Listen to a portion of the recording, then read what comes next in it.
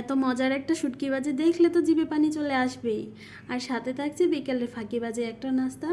আসসালামু আলাইকুম ভিউয়ার্স, কেমন আছেন সবাই? আলহামদুলিল্লাহ, আমরাও অনেক অনেক ভালো আছি। সকালের নাস্তা খাওয়ার পর থেকে ভিডিওটা শুরু করছি। প্রতিদিন সকালে তো প্রত্যেকেরই একই কাজ থাকে, তা হলো নাস্তা বানানো। আজ তা নাই দেখালাম। আজকে দুপুরবেলা রান্না করব শুটকি ভুনা আর পেঁপে ভাজি। পেঁপে আর শুটকি কাটার জন্য নিচে বসেছিলাম, তার হলো না। ছেলেটা তো সব শুটকি নিয়ে ফেলে দিচ্ছে, কখন জানি আবার বটিতে হাত দিয়ে দেয়, তাই এখন উপরে রেখেই কাটছি। শুটকিগুলো কাটা হয়ে গেছে, আর এদিকে এখন পেঁপের খোসাটাও আমি ভালো করে ছাড়িয়ে নেব।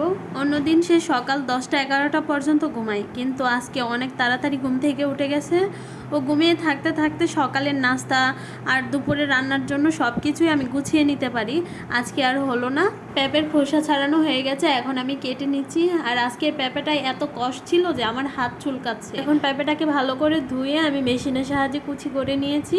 আর এদিকে চুলায় কড়াই বসিয়ে আমি শুটকিগুলোকে ভেজে নিচ্ছি। শুটকিগুলোকে অল্প আছে একটু ভালো করে ভেজে নিয়েছি। আর এখন পেঁপে ভাজিটাও আমি বসিয়ে দিব। তেল দিয়ে পেঁয়াজ কাঁচামরিচগুলো আমি ভালো করে ভেজে নেব। আর পেঁপে ভাজাতে আমি তেমন মশলা ব্যবহার করি না, শুধু একটু হলুদ আর লবণ দিই। আর এখন আমি তেলের মধ্যে হলুদটা দিয়ে দিচ্ছি। এভাবে দিলে কালারটা অনেক সুন্দর আসে। এখন পেঁপেগুলো দিয়ে ভালো করে সব মশলার সাথে একসাথে মিক্সড করে নিব। আর দিয়ে দিব লবণ। লবণটা কিন্তু দেখা যাচ্ছে না, আমি লবণ দিয়েছি। পেঁপে ভাজি বসিয়ে আমি শুটকিটাকে গরম পানি দিয়ে ভালো করে ধুয়ে নিব। আর শুটকিতে পেঁয়াজ রসুন বাটা ছিল না, তাই পেঁয়াজ রসুনটাকে আমি ব্লেন্ড করে নিব। পেঁপে ভাজিটা হয়ে গেছে, আর এখন শুটকিটা ভেজে নিব। চুলায় কড়াই বসিয়ে তেল দিয়েছি পরিমাণ মতো। আর এখন পেঁয়াজ রসুন বাটা দিয়ে নিচ্ছি। পেঁয়াজ রসুনটাকে আমি লাল লাল করে ভেজে নিচ্ছি, দেখতেই তো পাচ্ছেন। আর এখন সব মশলা দিয়ে নিব। যেমন মরিচটা আজকে একটু বেশি দিয়েছি, শুটকি ভাজায় কিন্তু মরিচটা বেশি দিলে ভালো লাগে খেতে, ঝাল ঝাল হয়। এদিকে সব মশলা দিয়ে আমি একটু ভালোভাবে তেলের সাথে মিক্সড করে নেড়ে নিচ্ছি। এখন পানি দিয়ে কষিয়ে নেব। মশলাটা কিন্তু আমি খুব ভালো করে কষিয়ে নিয়েছি। এখন ধুয়ে রাখা শুটকিগুলো দিয়ে দিব। শুটকিগুলো দিয়ে মশলাগুলোকে ভালোভাবে মিক্সড করে তারপর আমি দিয়ে দিব এখানে কয়েক কোয়া রসুন।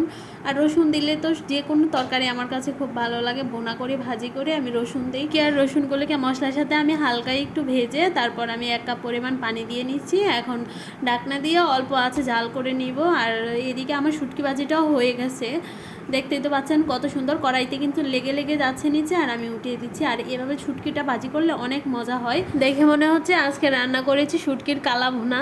শুটকি থেকে এত মজার একটা ফ্লেভার আসছে, আমার এখনই খেতে ইচ্ছে করছে। রান্না শেষে সব সময় এতগুলো হাঁড়ি পাতিল বাটি সব কিছু জমা হয়ে যায়, এগুলো আর দেখানো হয় না। আজকে এগুলো ধুয়ে নিচ্ছি।